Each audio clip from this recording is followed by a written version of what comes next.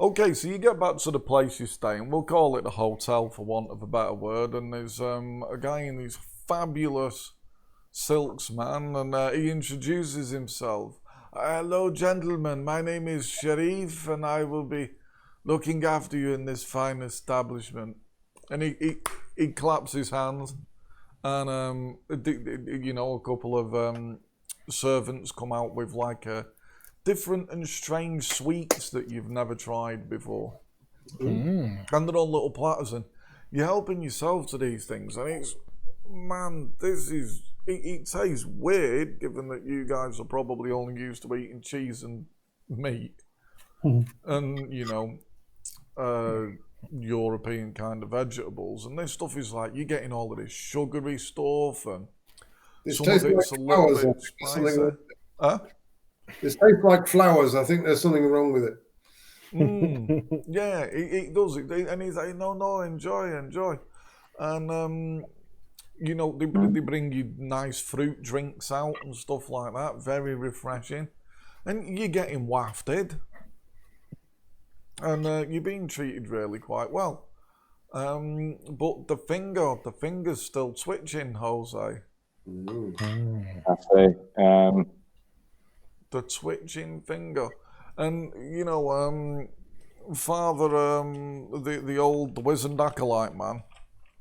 Well, he sort of Sharif starts speaking. So yeah, it was a good idea. You came. You can't remember that you're knocking about in a cage. And Sharif speaks to him, and he says, "You seem very old to be travelling to this neck of the woods." Yeah, but look at his cage. He never goes anywhere without it. He says, no, God makes me strong and fit for the journey. You may call me Godfrey. That's my actual name. Yes. But yes, God keeps me fit. And then he looks at you three guys and he says, we have been sent here for a reason.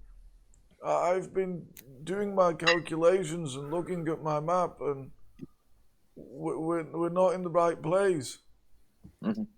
We seem to be out by quite a bit. But the finger is twitching, Father. If you can find me. Yes, I believe that God Himself has chosen this place for us. Oh. There is something of significance here, my children. Yes.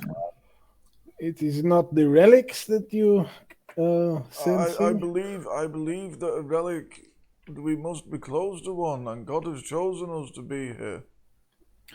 Are we alone, or is there anyone listening to this? Sharif is sort of, he was listening.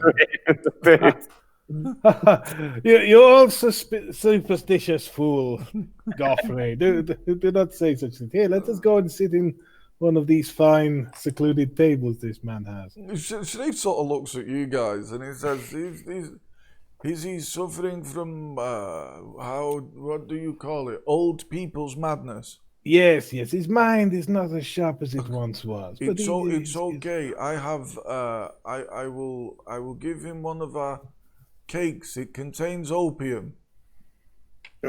And you see he sort of motions at one of his servants, and they bring out... No. Okay, no, don't bring out the opium cake. We don't. He doesn't need to go yet. It's too late, man. The servant comes out with this, seeded cake. It's like, yes. No, don't have the seeded cake, Father. You see, sort of, he grabs it with his shaky hand. He's like, what? Now pass it out of his hand, man. Just like Saint Esteban did, I too will eat the cake off the floor. He with his bones sort of cracking. No, let me get it. No. He manages to get a couple of crumbs in his mouth. Do not eat my words, Father. I am your traveling companion. I'm very alarmed. What's wrong with you, Jose? He says his thumbs a bit more. Do you not pick up on any emotional cues at all? You can see his eyes are really quite milky, man. His senses aren't what they should be. What? What, Jose? Speak louder into my ear. You may as well eat the whole thing now. Speak into the ear funnel, Jose. What? You see his eyes are a bit sort of just slightly milky, man. Not Right, so right, his senses ain't what they used to be, but the guy's scooping crumbs off the floor like an idiot. And pouring them into his mouth before I could do anything to stop it. Well, his knees buckled quite quick. It was gravity that helped him down.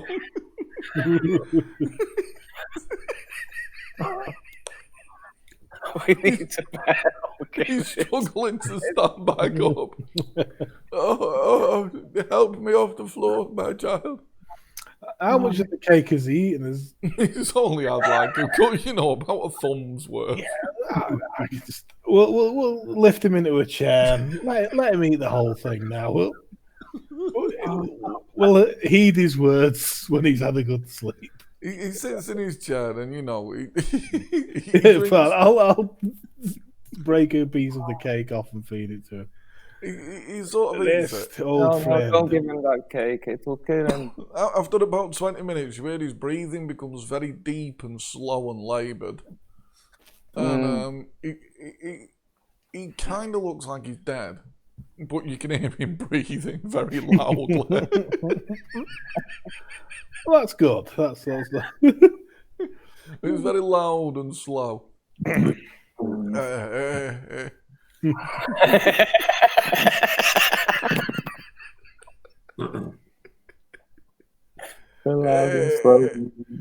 can tell he's trying to speak, but he's losing track of what he's saying. And Sharif sort of pops in and checks with him. Yes. He will be rested now. He will wake up with the strength and the wits of a man 10 years younger. There's some good stuff you've got there. Yes. Now, would you like us to draw you a bath? Do you need any companionship this evening? Yeah. Bath and a whore sounds. This is so good, man. Now we've just come back from the place. Very good. He looks at you, Jose, with your peacock feathered crown, and he says, I bring you a man whore?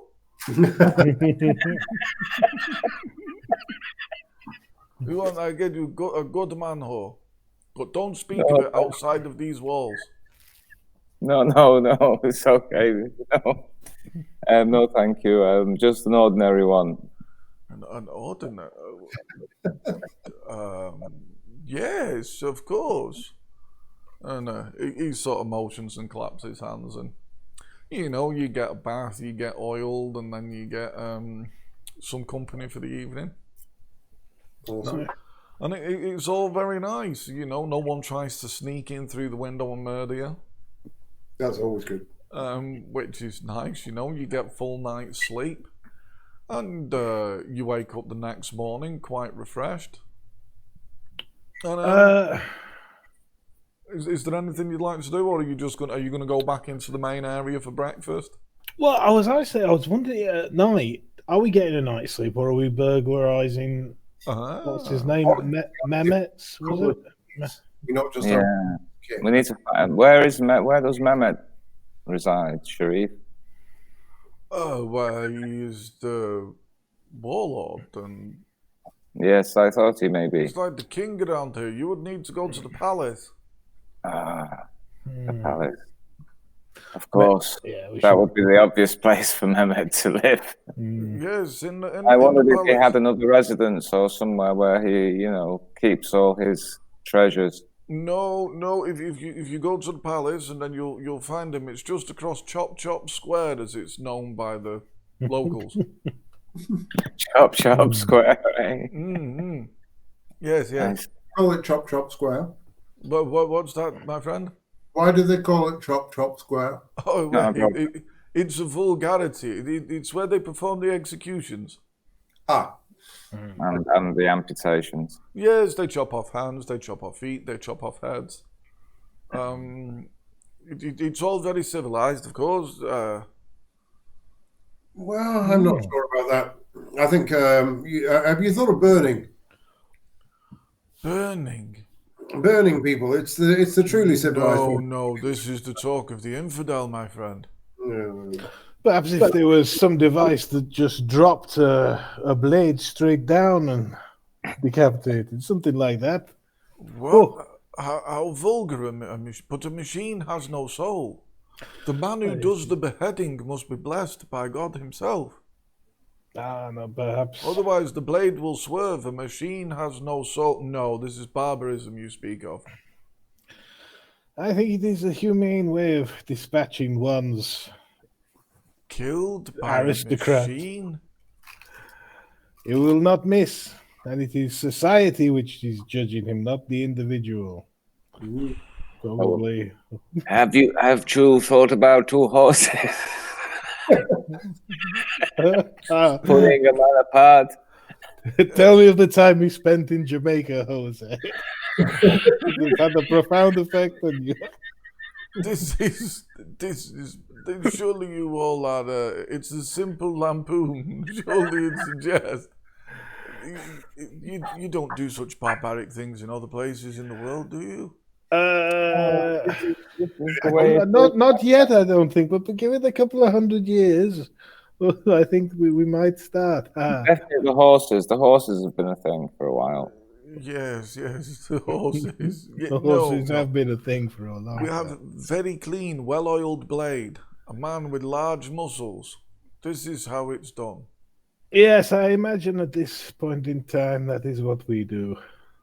It's clean, dignified. Yes, and the body can be resurrected. Yes.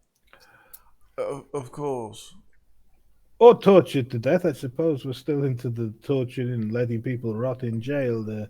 This is how Jesus wishes it to be done. There's a good bit of jailing, I'll be honest. We have some, actually in Mehmet's palace, I think that there are still some old crusaders down there in the dungeons somewhere rotting away. Yes. Bearing Jesus Christ cross on their shoulders. So you haven't introduced yourselves anyway. Of course, I am your honourable host. I am Sharif. You there with the red silks on. That's me with the red. All right. Yes, I'm wearing and the purple. peacock feathers. I thought that they were more noticeable. And the peacock feathers, yes. Yes, I am Jose Diego. I'm from Spain. Spain. We've sold many spices there. Yes, very good, very good. And you, the man with the green sash. My name is Llewellyn ap Llewellyn, son of Llewellyn. It was a fine name, so he thought he'd pass it on.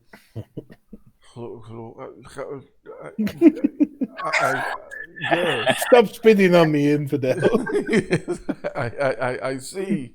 And you in the fetching purple pantaloons. I am Jean-Michel Fromage, yes, and a long line of the Fromage family. Fromage. You will not have heard of us. We are an inconsequential, not like those, the Barras. I'm sure you've heard that name. The bar. Yes, Incard, yes, you've heard the name. Yes, I have heard that name. He was an evil man who killed women and children with the. He said to save the blade of his sword, he would kill them with his hammer instead. Well, there's a logic behind that. Like I say, I'm a fromage, so A fromage, eh? you don't have to worry. No. But you are from France. Well, like I said, as you can tell from my accent, I have spent very little time around people who speak French. Yes. Yeah. No, I travel mainly. Interesting. Okay. Yes, you've been an excellent host.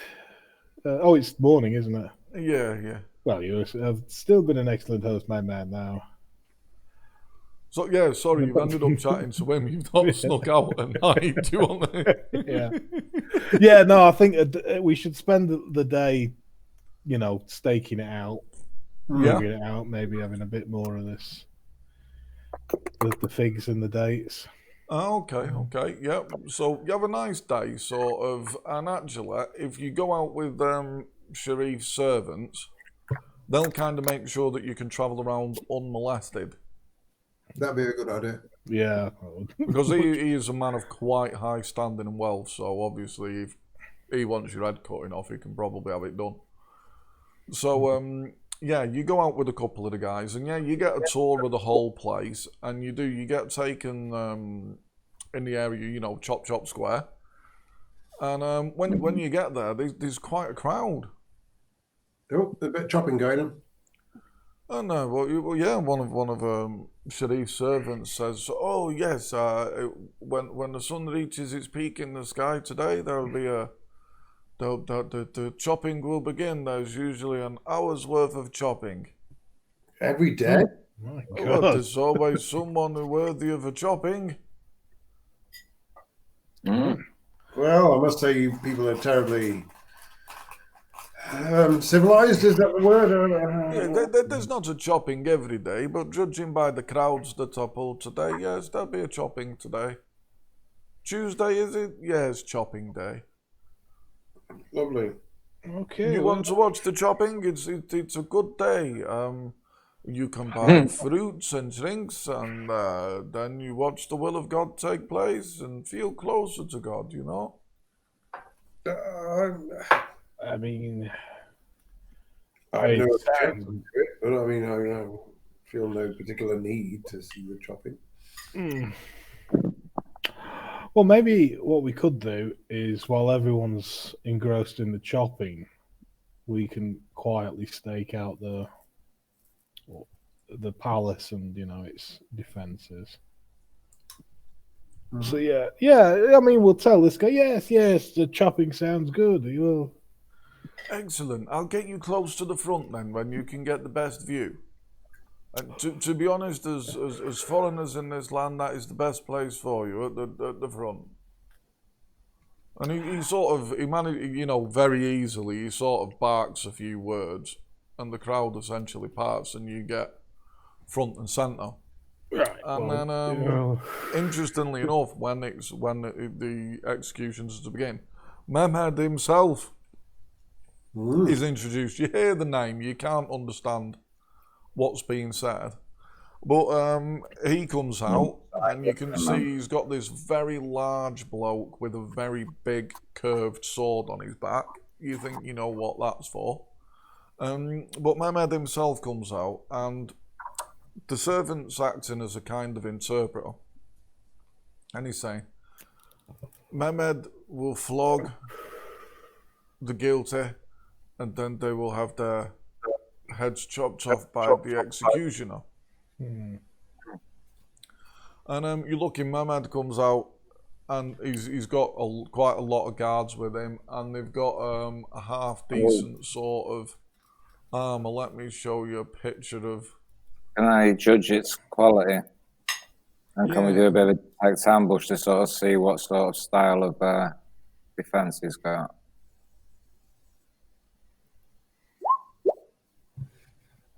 Yeah. You can see that they've got decent gear.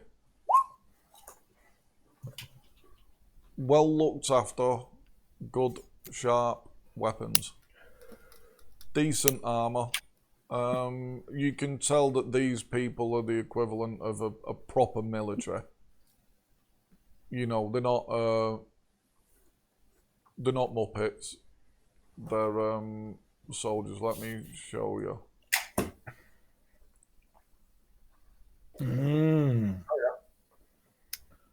Soldier, man. Good. He's got his packed lunch tied to his pole arm. Yeah, he does. That's interesting. Wonder what that's about. Yeah, he has indeed got a good bit of dinner tied to that. It's just so as he kills people, they can smell his dinner, man. Or I wonder if it's like a rip open bag of turds so we can infect his blade. You're not sure from a distance. Maybe that's it. Maybe that's how you do poison blades slowly in the old days, man. It's just a sack of seeping poison over. Just turds leaking onto your blade.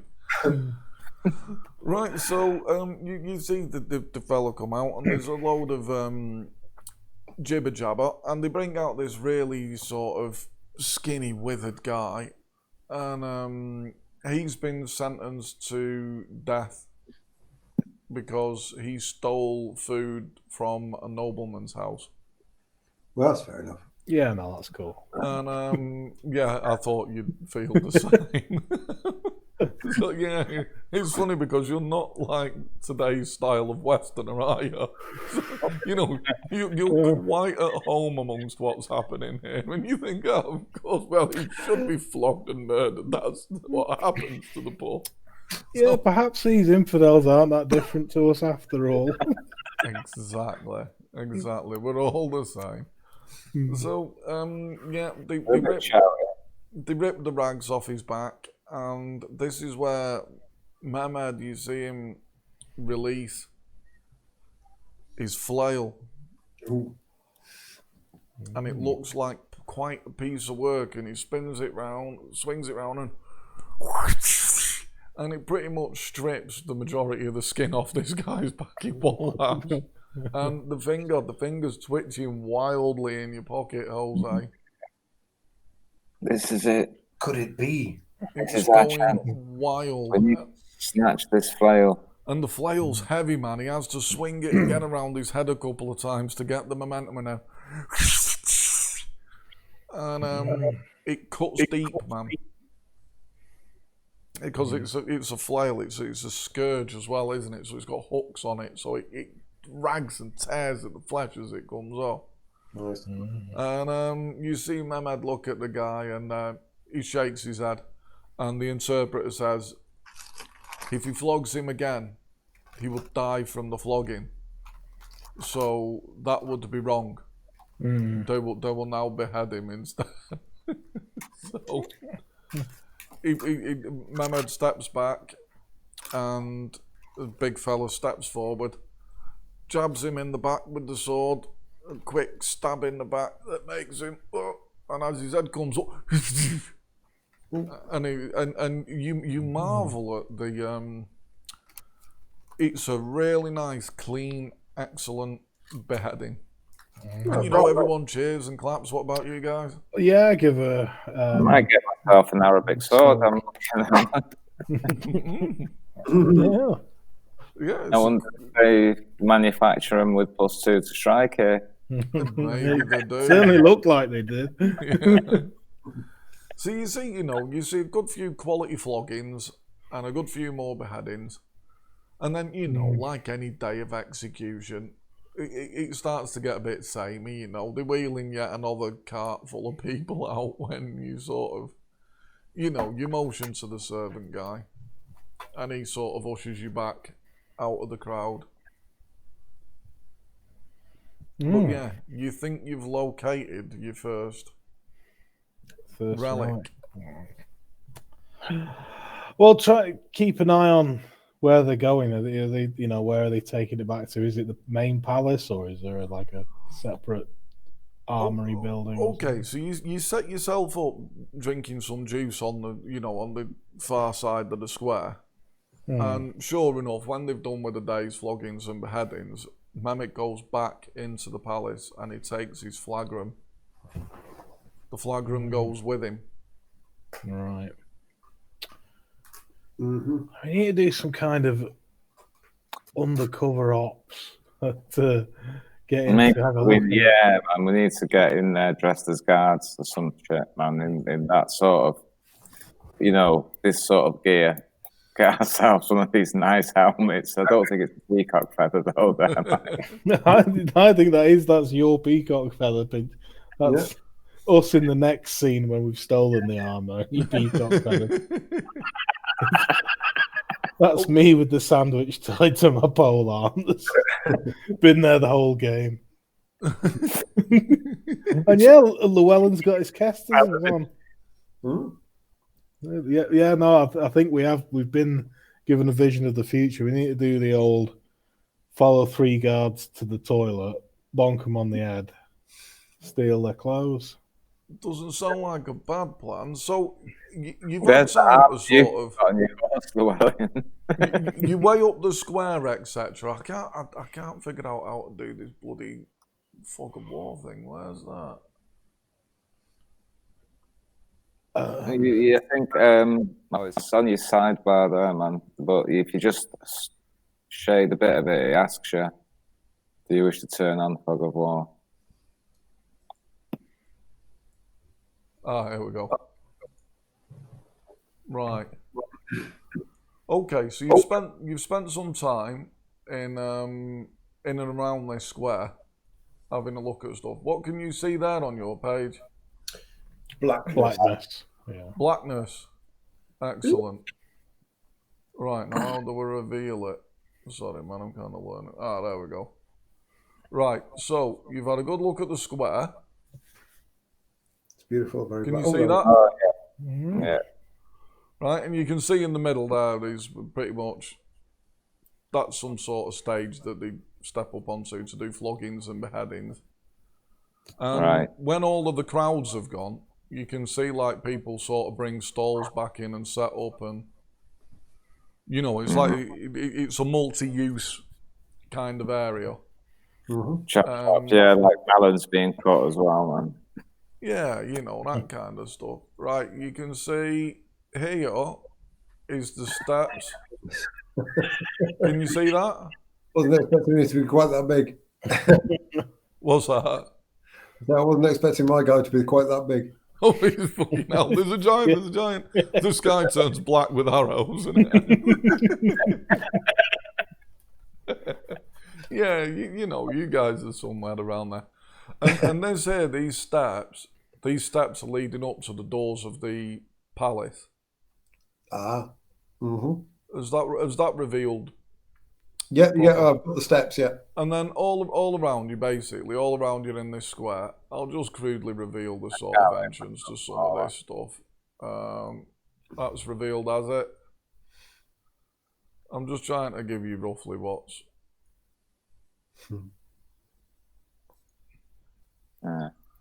A bit of a rough revealing.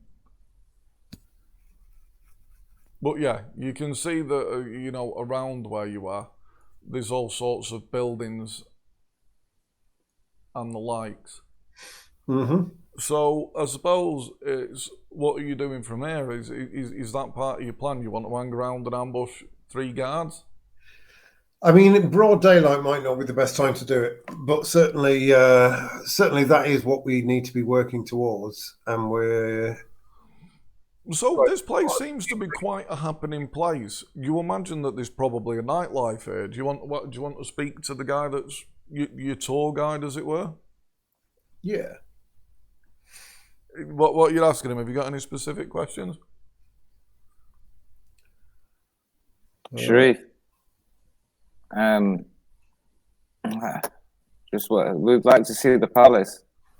Oh, the palace. Okay, so you are unclean, so you won't be able to go to the palace, but you'd be able to, you know, you can look at the beauty of the palace, and you can eat and drink here. It goes on all night. Later on, the old boys, they will crack out their pipes, and they will smoke of the poppy. It can get really quite exciting down the square at night. All right, brilliant. Would you like to stay and smoke of the poppy? People who smoke. How many days have we been here already? We've done a day, haven't we? You've done a whole day here and slept, and now It's getting on 4 o'clock of day 2. And you can To be dallying somewhat. We're dallying, definitely. When people smoke this poppy, do they? I mean, one of our party partook of this poppy, and he seemed to pass into a coma fairly quickly. Is that common? Will the people later tonight, will they be all in a comatose state?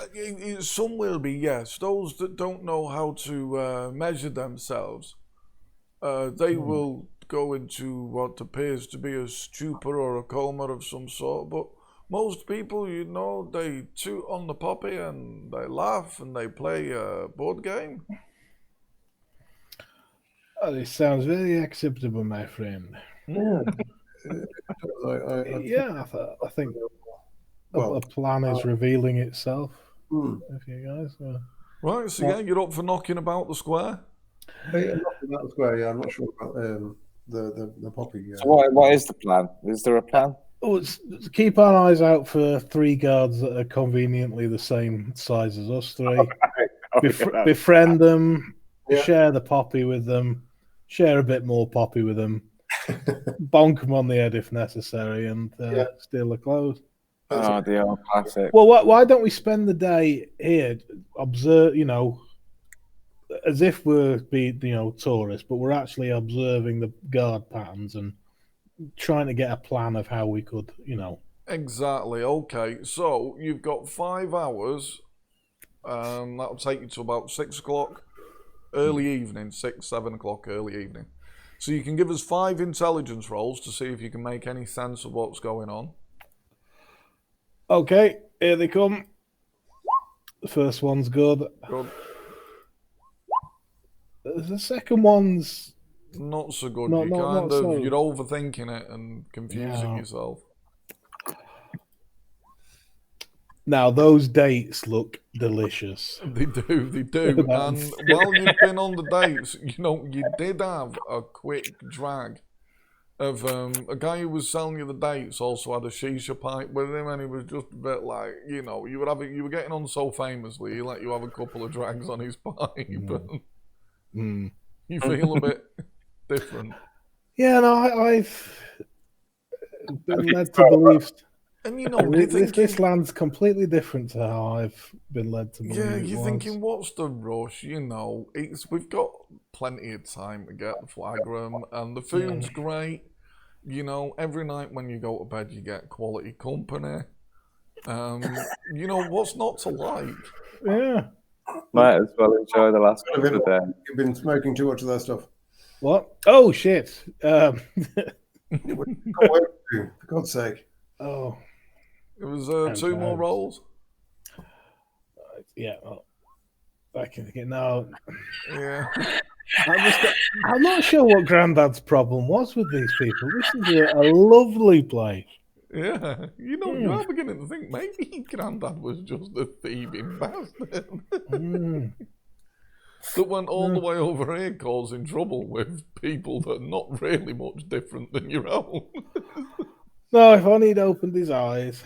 Yeah, and one more roll. One more roll. Let's see if I can. Oh, shit! The guards. Right. Okay.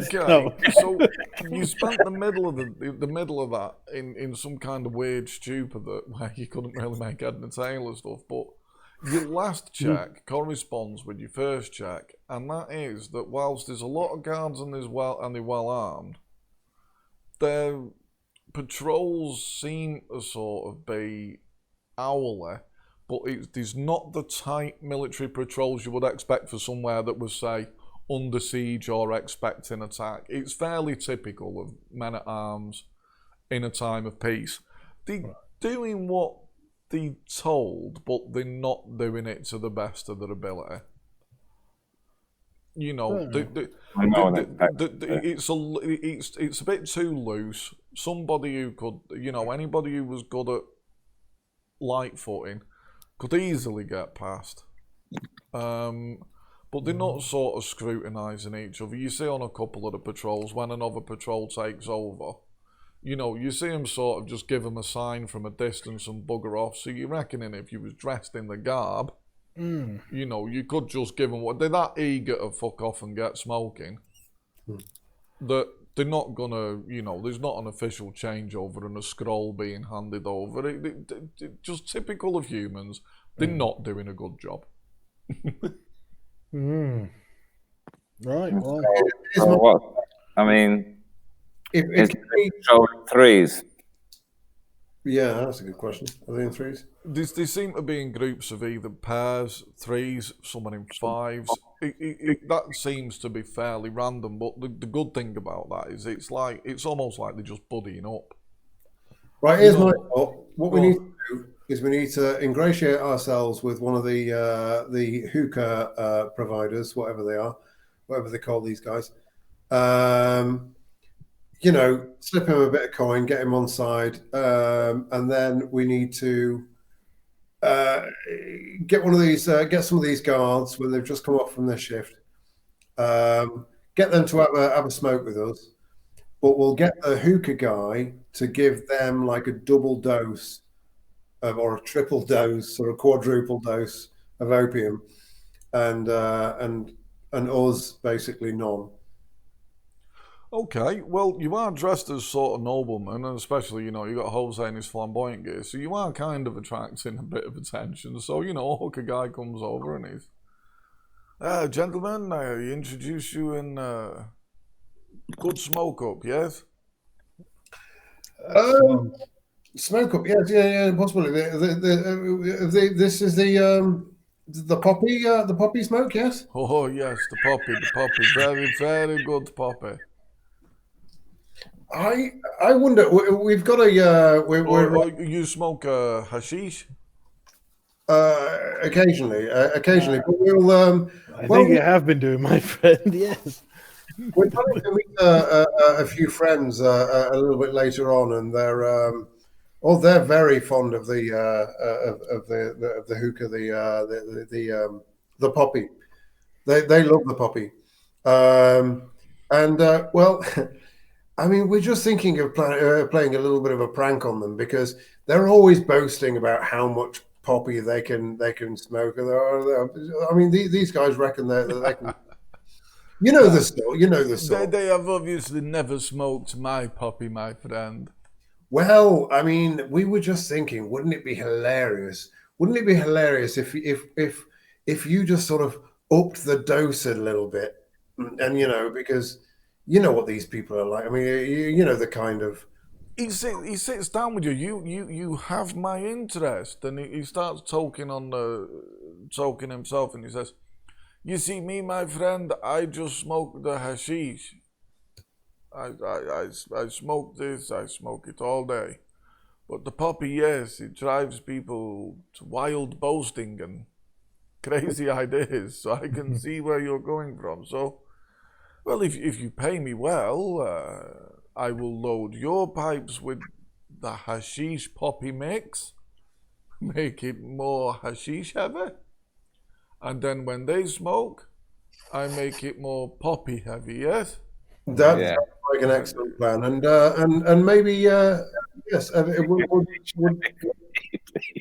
would this cover it? I slip in 5 gold.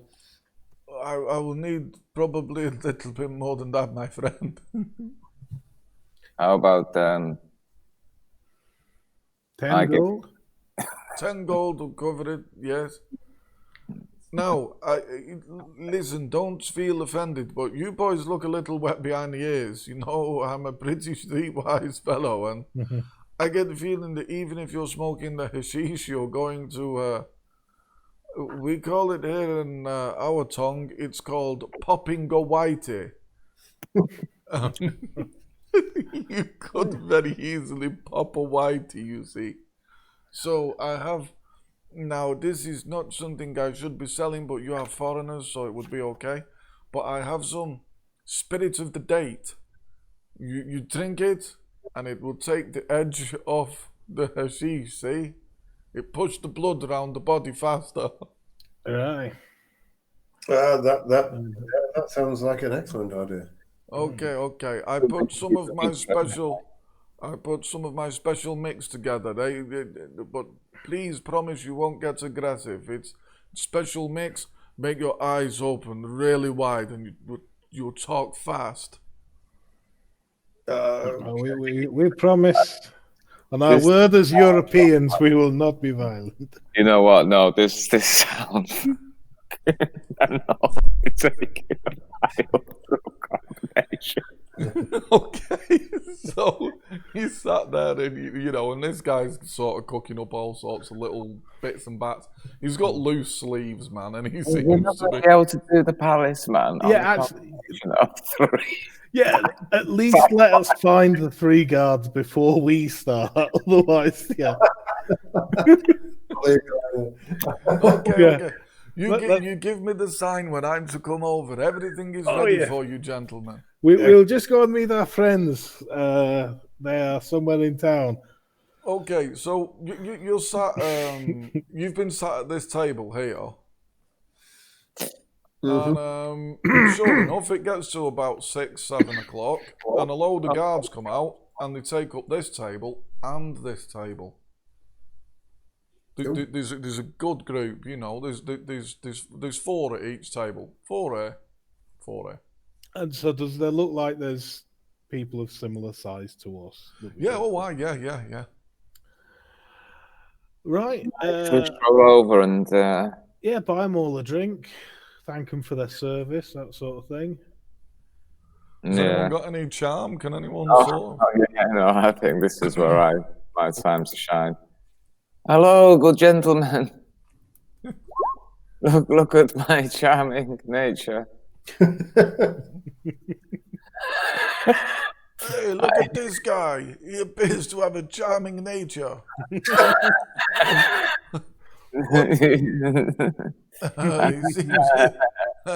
You see one of them mumble to another one, and they all look at you and sort of give you this kind of, yeah. My charming nature. Focus on my charming nature. You've charmed them, but they've certainly not taken to you in a kind of. They're thinking, well, what's this shyster one?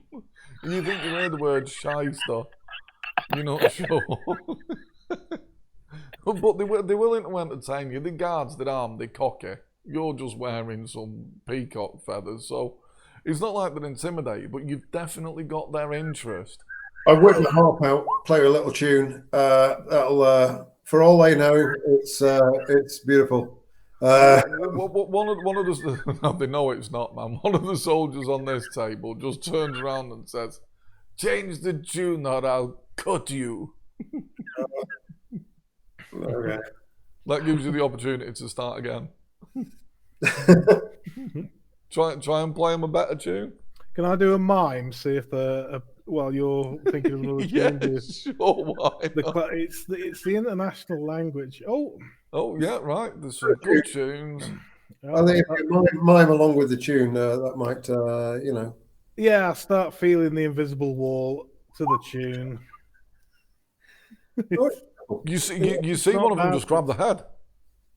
Quick, break him out! He's trapped. One of the shoulders jumps up and he's putting his hands out in front of him, like, you know, and then he realizes there's nothing there, and all of his mates start pissing themselves laughing at him. He's known as Ahmed the Idiot. I'll start walking into the wind. This will blow his mind.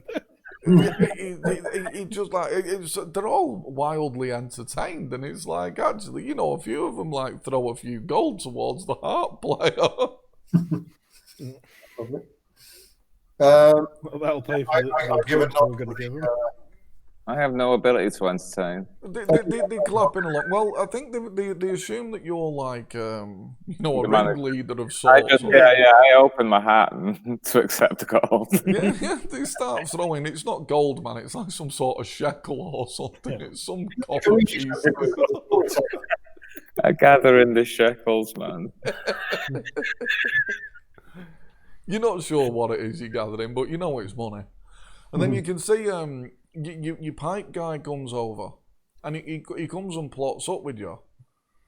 He sits on your table. There's 3 of you. The pipe guy comes over and he sits with you, and you can see right away. One of the tables are soldiers, not interested. The other table, however, come help yourselves, my friend. Hey, pipe man, you come over here. and you give us some pipe soon, yes? And you see the pipe guy says, "Oh no, you'll have to wait. These guys, very big spenders, very experienced smokers." Now I say, oh no, don't worry, Mr. Pipeman. These people are our friends. Yes. Ahmed the idiot puffs his chest up, and he's like, "Seasoned smoke. I bet they can't outsmoke me." You can see his friends are sort of goading him on, so they're like, "Ah, a smoke up, eh?" Well, if you want to, my friend, I suppose we can indulge. Can we give a sort of wink to the pipe man? Sorry. Does he know? Does he know? Yes, you can trust us to.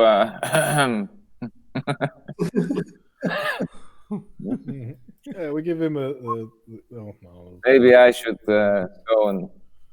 I give him a sign. The pipeman sort of when Llewellyn, when you give the sign, is okay. Let's do this. A smoke off. We'll soon see what separates the men from the boys. You can see that they're you know, they come, they move their table over, they pick the table up and they join you, and you know, everybody smokes a quick bowl around just to get warmed up, but right away, you know that you can't see him doing anything. His hands are moving too quick, but you know, this. You reckon this guy's doing what you've asked him to do. So he loads it all up, you all have a bit of a smoke. Everyone give me a savings throw. You've just do got we to drink the thingy? Do we drink the thing? Yeah, you've just got to, not yet, you won't drink the thing yet, he sort of What do we you say? all need a savings throw, you only need to beat a 6. Non-lethal poison, is it? That'd make you roll a 16. Just roll a d20. So Jose Diego's okay. Lefroy starts to pop a bit of a whitey.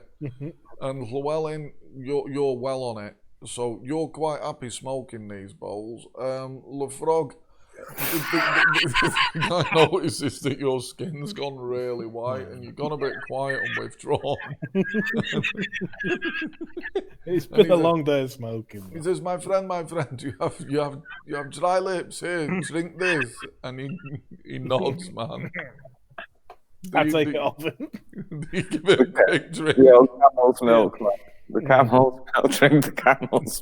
You get a bit of the camel's milk down you, man, and sure enough, you feel a bit drained of energy for about 5 or 10 minutes, and then suddenly your heart starts beating differently. And you in a suddenly good think, way or a bad way?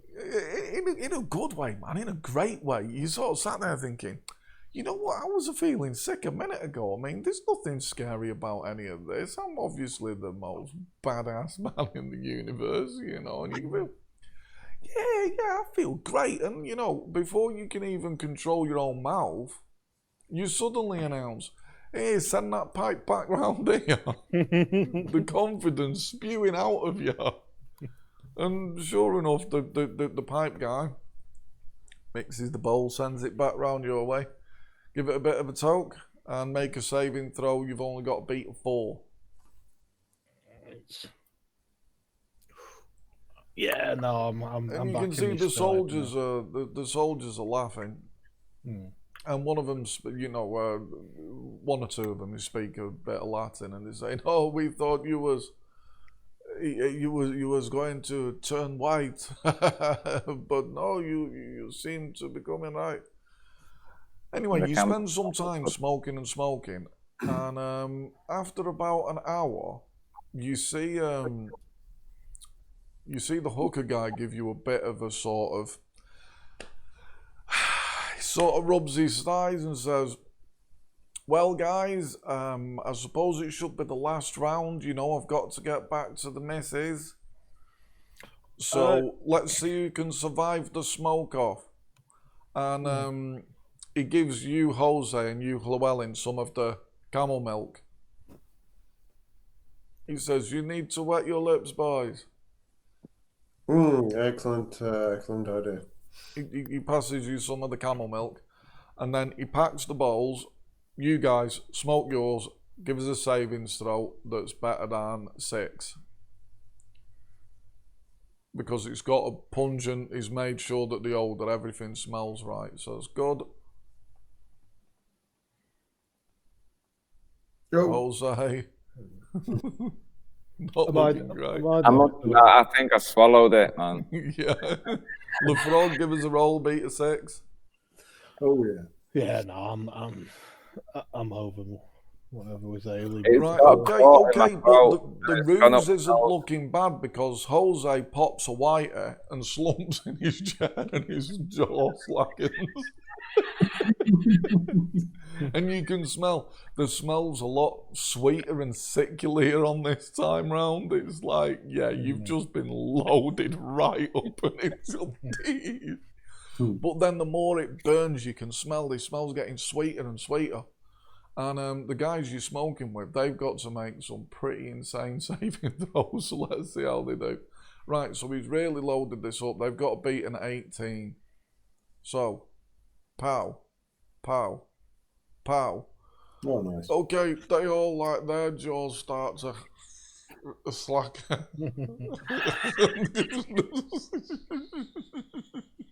And you can hear the breathing gets quite laboured.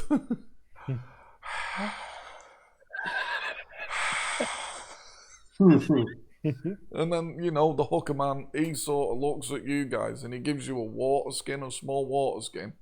And LeFrog, you currently look the sharpest.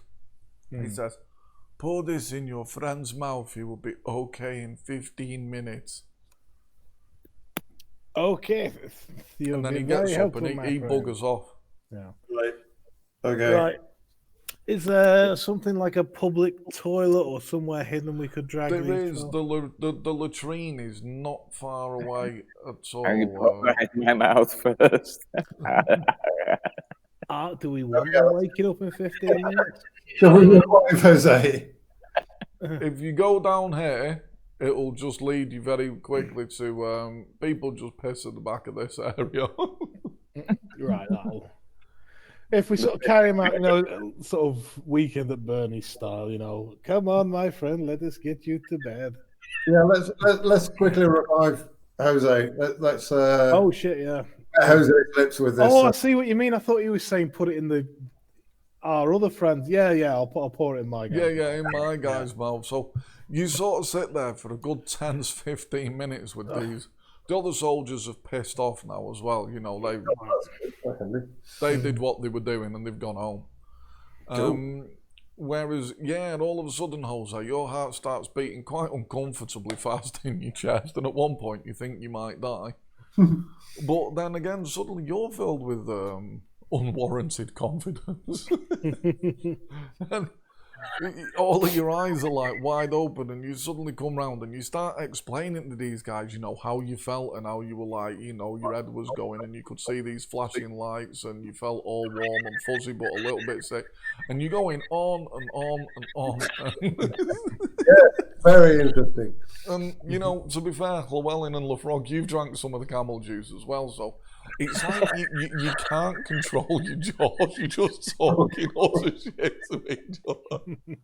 And then when you do focus on the task, you know, you do kind of keep realising we've got 3 guys here that are laboured breathing at the table with us. Right, let's just get it sorted.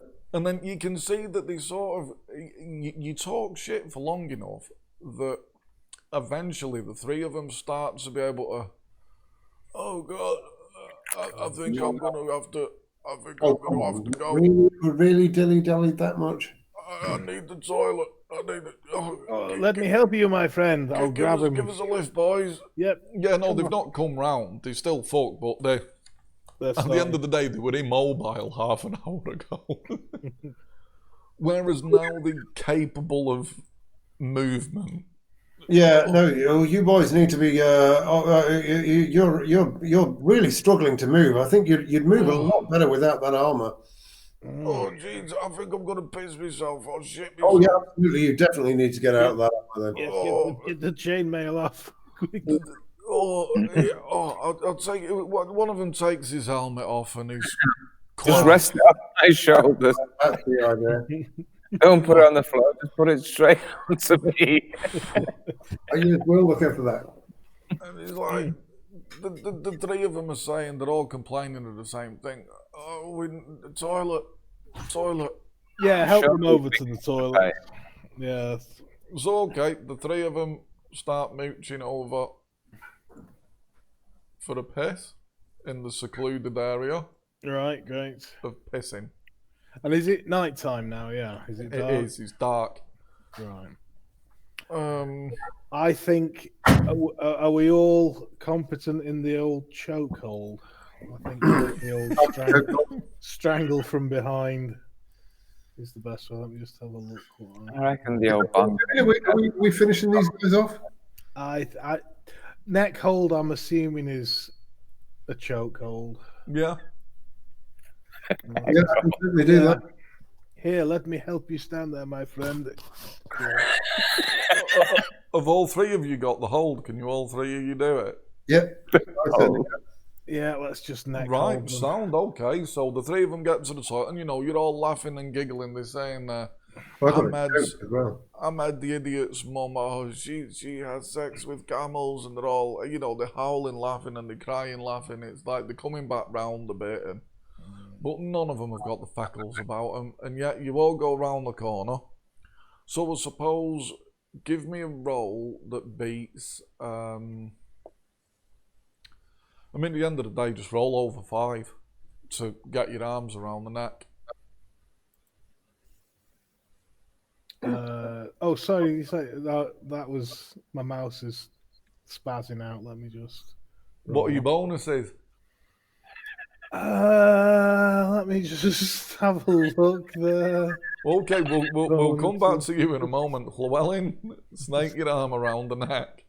Well, I've got a choke. I can choke, which I'm assuming is probably the best thing to do. I'm just reading up on how I do that. It says just like an ordinary roll to strike. Yeah. I've got a choke as well, but I suppose it's. I don't have choke as one of my combat skills. Right, okay, so this is where it's starting to go a bit tits up in your plans. Well, that's a golden strike. There you go. So, Llewellyn, and that's double damage direct to hit points with it. So it's just, you just grab this guy, you just rag him by his throat with your iron hand or whatever it is you've got. And it was just, his eyes bulge out. They're already bright red because of the amount of shit that he smoked. But you just grab him and boom, and you see like tears of blood come out of his eye. And his two friends, like you try to snake your arm around his neck, Frog, and you put it in front of him, he sees his mate's eyes bulge and blood squirt out of them. Such is the force of the grip that's just boom. And he goes, oh, what? My God, help us. Right. And it's initiative, there's only 2 left alive. I didn't get my sneak attack. All right, go on, what's your sneak attack given? We'll go on, wrap your arm around his neck and see what happens. No, well, I don't have this kind of hold, man. But I am kind of strong and agile, so Exactly. I can kind of So have a. try it anyway. Okay, so you put your arm around him. Right, if that's from behind, that's critical, man. You say it's critical, but like you said, you're untrained, so it's like, the example in the Palladium book where someone's trying to knock someone out and beat them to death. Remember, you're overconfident, you've been on the camel's milk, so you think it can't be that hard to just choke someone out. Yeah, you're totally untrained, so you do manage to get your arm around the neck, but with no degree of efficiency. It's like the guy can clearly breathe. So, okay. Initiative from you 2 victims. So, Jose, yours was the first guy rolled an 8. Lefrog, yours rolled a 1. So what have we got here? Lefrog, Jose, Diego Diablo, 11. Well, into 5. Right, okay, Jose, but you are sharp enough to realise that, yeah, you have no idea how to choke someone out. And this guy's wriggling and thrashing and he's going to start shouting. What do you do?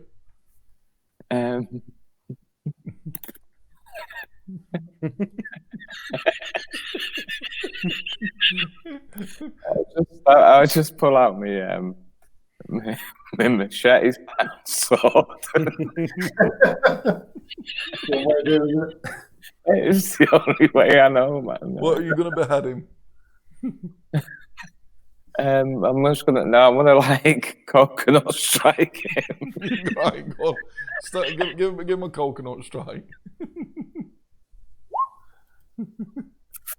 Oh, it's not. It'll hit his armor, I suppose. Well, it is from behind and he's took his helmet off and he's utterly wasted, man. So you are effectively attacking someone that's not combat ready. You know, that strike hits his head. It's just a cold shot for a stationary object that's just exposed. You told him to take the helmets and quaffs off. So you coconut strike his head and it does 15 damage. And I suppose it is from behind, or it is in a position where it's a critical strike. Oh, so, Jesus. Wallop, you reduce the guy straight to hit points. But he's not dead. He just falls to the floor, gargling with a bit of a... I have to quickly come again, man. LeFrog. I think I'm going to sort of judo flip him and, smack him onto the... That'll knock the wind out of him. Yeah, I'm just looking up now. So it's using leverage, the character throws the opponent off the ground. Standard damage is 1d6, which the victim ends up knocked down, losing initiative and losing the next attack. I think yours is advanced now, LeFrog. I think you do 2d6. Right, cool. On one of your levels, your throw got better. Cool. Right, so I'm 1 to strike normally, so that would be... Oh, is that a critical? That is critical, yeah. Right, so well, I suppose... So it's 2d6 plus your damage bonus times 2. Right, so damage bonus is 0. That's 14 as he's crushed onto the floor. And he loses his attack Mm-hmm. and his initiative. So basically, the last thing that guy seen was his mate's eyes squirt blood, and then everything went upside down, and he had all of his wind slammed out of him. So he's lost an attack. His eyes and mouth are wide open, and he's no idea what's happening. Okay, Yeah, I'm not sure I do, to be honest. Llewellyn, the one that Jose's coconutted has fell to the ground. He's crumpled, holding his head, but he's not dead, and he looks like he's ready to just let out an almighty scream. Yeah, I'm just gonna Off, so he can't scream. crack him on the top of the head with my casters, to be honest. Cast a strike. Badoosh. Oh, it's not great, but it crunches down. So he was already on hit points. This man's incredibly high on opiates. So crunch. You hear a bit of a crack, and he passes out. Back round to Jose. You've just seen my guy crunch his head. You're not sure he's dead, but at the same time, my guy's just flipped another one upside down and slammed him down. So it's up to you. Do you splatter him or do you splatter him again? The guy's just been flipped, man. I just can't stick it in him. It's good. Right, he's on hit points now. Okay, LeFrog.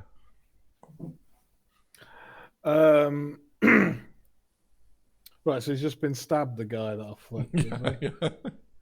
Right, well, I think I'm just going to basically drop to my knee on his throat and sort of try and crush his throat / choke him. So that's. Let's see, what does that? What? Once the choke is made, the attacker. Oh, once the choke's made, you can continue as long as like applying 1d6 damage direct to hit points. Sounds good. Right, so this will be my first one. Sorry, let me just. Again. Right, so fall to my knees. 13. Bam, you've got his neck. So I'll just take a casual 5 to his hit points. You see, he tries to. I'm just trying to close his eyes. Sleep. And I suppose as you've got a good grip on him, Llewellyn, do you punch the unconscious one that you've already punched? Do you punch him again? I might as well finish him off. Give us the blow.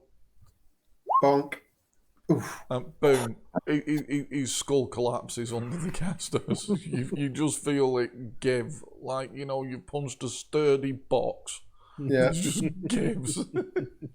Oops. The frog, you just have got 2 hands around this guy's neck who's looking straight into his eyes with his mouth open. And he's far from sort of dead, so you'd continue squeezing. Well, yeah, well, I've got my knee on his neck. That was so. I'm just your knees on his neck, so then you continue sort of ragging down with your body weight. Yeah, I'll just give him another. Oh, he's slip and roll, man. Yeah. So you reckon he's about halfway to his death, and his arms are flailing, man. His arms are flailing. Does anyone put him out of his misery, or? I just try and slice the top of his head off coconut style. Yeah, okay. Give him a coconut slice. Oh. It's good. It's not bad. He's stationary helmetless head. Hack. Boom. The guy died a horrific death. Oh. A truly horrific death. Well, I mean, okay, so you've got 3 corpses in an alleyway that everybody uses to piss. So, fortunately, I don't think these people have souls. So that there's always that. that's very something. good point, That's something. yeah. From about here, you can hear talking, moving towards you. You think it's more people coming to piss. right, why doesn't one of us go and stall them while the other 2 strip the corpse? Jose, you're the charismatic one. How are you feeling? Are you? Yeah. I'll whip out. I'll put my sword away. I'll pop out. My friends. Okay, do you want to roll the percentage chance that there's been a bit of splashback on your face from the coconutting you've been doing? Oh, my coconut is gone. I think, and bear in mind, you are high as a fucking kite, so you won't have necessarily noticed. This isn't what you'd call a special ops job that's going on. Sorry, it's not a perception. Sorry, it's a percentile thing. So, sorry. Hang on. So, I reckon under 60, you've got blood splashed on your face that's visible. So, give us the roll now that we know this. No, the blood just shot all up your arm, and onto your clothing, but you're wearing the red silks. So, you know, it could be drink that's spilt on there. So, yeah, you come staggering out of the pissing alley, and you're clearly wet. But, yeah, nothing's on your face, and these 2 guys are just stood there. Hey, my friend, excuse me, we need to piss. I suggest we use another place, my friends. Someone has unloaded their bowels. Oh, well, thanks for the heads up, good man. I've took too much of the poppy. Oh, Unloaded bowels in there. It's disgusting. They're lying there in their own filth. Oh, don't you worry, sir. Thanks for the heads up. Oh, how revolting. The people need to learn more control. And they bugger off. Well, yeah, just frantically undress these corpses.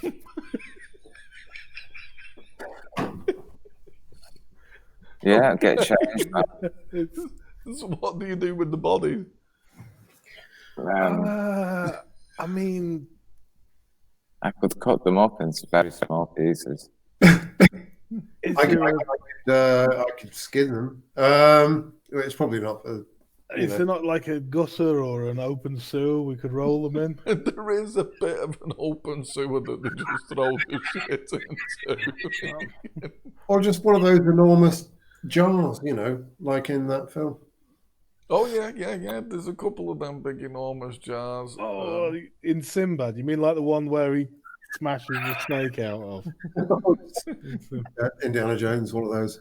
Yeah, there's some sort of basket style thing in the back of one of the streets, yeah. They pop them in the basket. Yeah. Yeah, you're gonna basket up some corpses. Put some palm leaves over it. Yeah. Okay, right. So you help the naked bodies into some jars. Into a temporary storage. And you put their armor on. Is this right? Yeah. Yeah, we're wearing their armor. That's the plan. Yeah, Okay, so as you're putting your armor on, you can feel your jaws going. I mean, you're all gurning something fucking chronic. I thought we were supposed to be on the mild stuff. What the hell is this? Yeah, no, the stuff you smoked isn't the problem. It's the stuff you drank. Oh, God. It gives you massive saving throws against the opium. But that's because you amphetamine out of your eyeballs. So you get yourself sorted into your military uniforms. Can I do a disguise? See how well we... Yeah, do your disguise. Right, go on. So this is going to be, you got penalties here, man, because you're in a rush and you're overconfident as fuck, man. So there's a 10% penalty to do these rolls. Right, okay, so I'm at 44. Right, go on then. I'll start Jose. I'll go down the screen. Minus 10%, that's still good. Hey, nice. That's Jose looking good. Yeah. Llewellyn. Oh. I think I'm fantastic. What do you think? I look good. I look like. You have to peek out around. It suits you. Incredible, my friend. I would not recognize you. And now, for the pièce de résistance. Oh. Right, I've got one of the pauldrons on my head. Were they wearing pauldrons? Something like that. Or maybe I've put their helmet on as pauldrons. So you've dressed yourself up. I mean, the way you're wearing the clothing's kind of right. It's just you've got your own flourishes still. I'm not sure you've changed your pantaloons, LaFrog.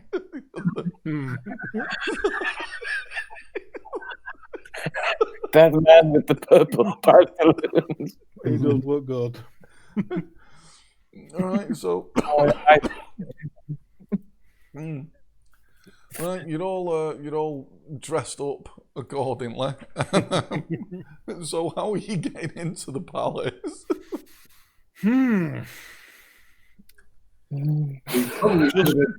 Why don't we just march in? That's the sort of confidence.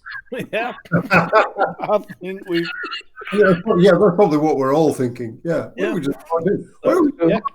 We want to see the king, the emperor. Right. Walk in. First set of guards we find. The king has asked us to guard the flagellum. Asked us to guard the road. Take us there. Right, okay. So you go quick marching across the square.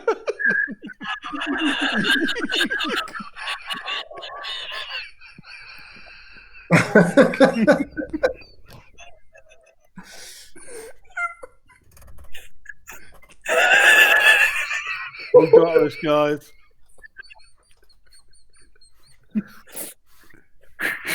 We finally nailed the perfect plan. You move with quite an alarming turn of speed.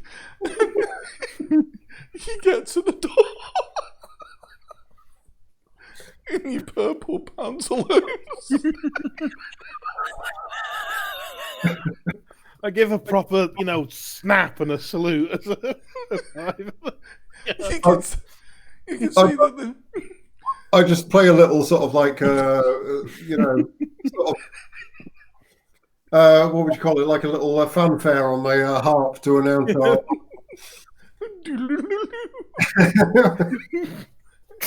Monsieur, the king has requested our presence in the relic room. You must escort us there immediately. The guy looks at you amazed. I give him another crisp salute. In the name of the king. Yeah. Make for the sake of mission. You must believe me. You can see the guards all look at each other and they're looking. One of them steps right close and looks into your eyes. Which are like fucking golf balls. And the blackest pupils. He says, yes, of course, come in. Yeah, we follow him in. And you can see he sort of motions over and there's a lot more guards start to appear. I sign. It's going well, guys. I think it's going well. Mm-hmm. I think we're off the Chop Square. I think we've done this now. They walk you into, I suppose, something akin to a throne room. This is where the king keeps the relics, you say? Let's have a look. They moved you in here. No, these are stairs, aren't they? Can you see that? The entrance? Are we all making sign language? Oh, yeah. I can see the stair. Mm. Yeah, okay. So they take you in there. And then they lock the doors behind you. Okay. So they lock these doors. And then guards appear. So there's a group of guards coming behind you. There's about 6 guards. Then these doors get filled with guards. Oh, we don't need. Don't worry, we don't need you guys. The relics will be safe with These doors get filled with guards. There's no need for so many guards. Do not trouble yourselves, mon amis. And then you hear to shout, Mahmoud. No, that's wrong. From the top of the stairs, in his more sort of ceremonial style robes or sleeping robes, appears Mehmed. And he looks down at the 3 of you. And he looks utterly bewildered.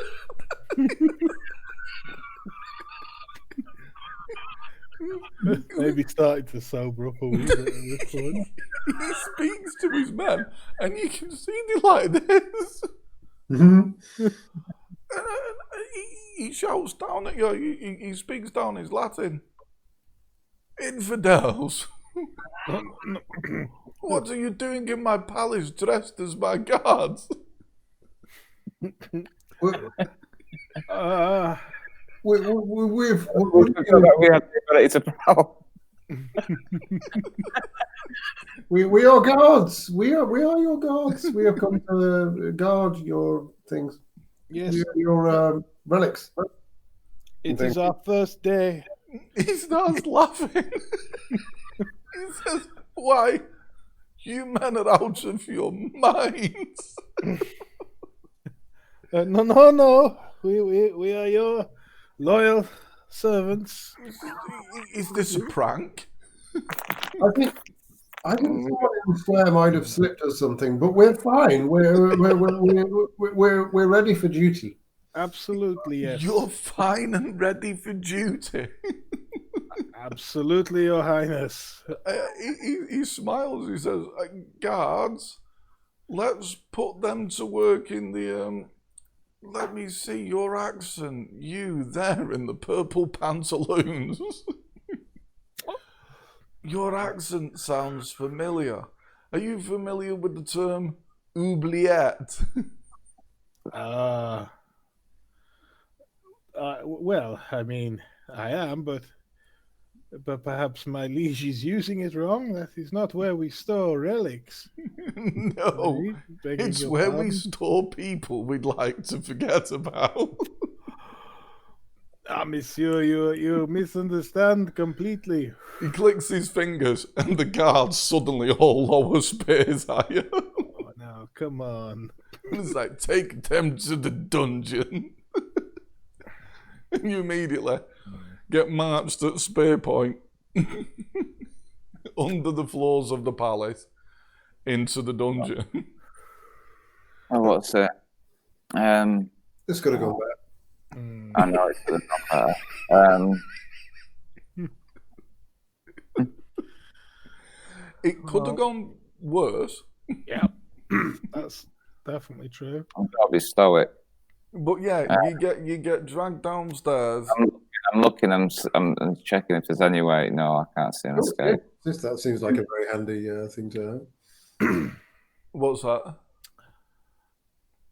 A bit of escape artistry. It would be a very handy thing to have. I mean, ultimately, is this part of your genius plan? Who knows?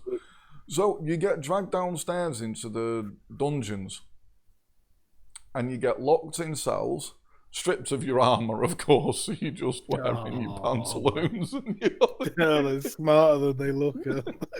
so, yeah, you're basically stripped of everything but your pantaloons, and then they lock multiple doors behind you.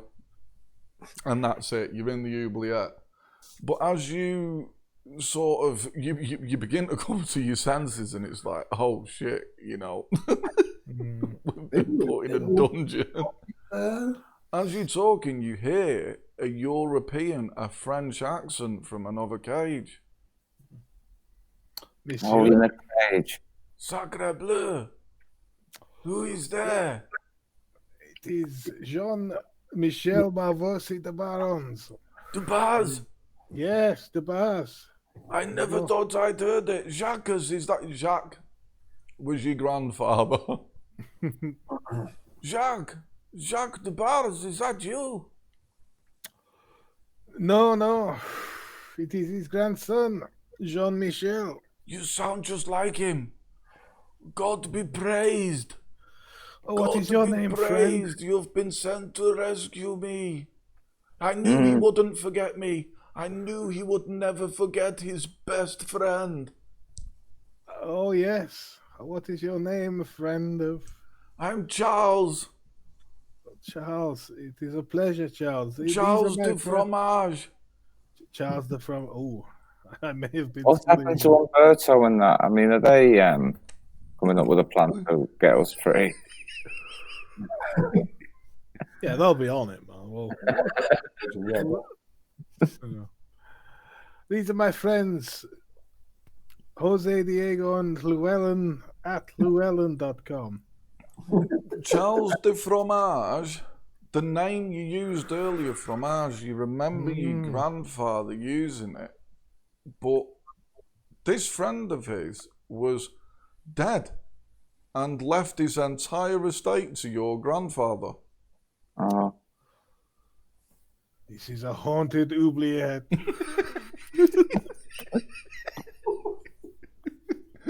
Okay. The So ghosts of my past haunt me. I reckon with that reveal and the situation you're in, I reckon that's a position to. We'll pause it until next time there. Cool. Okay, so let's stop it there.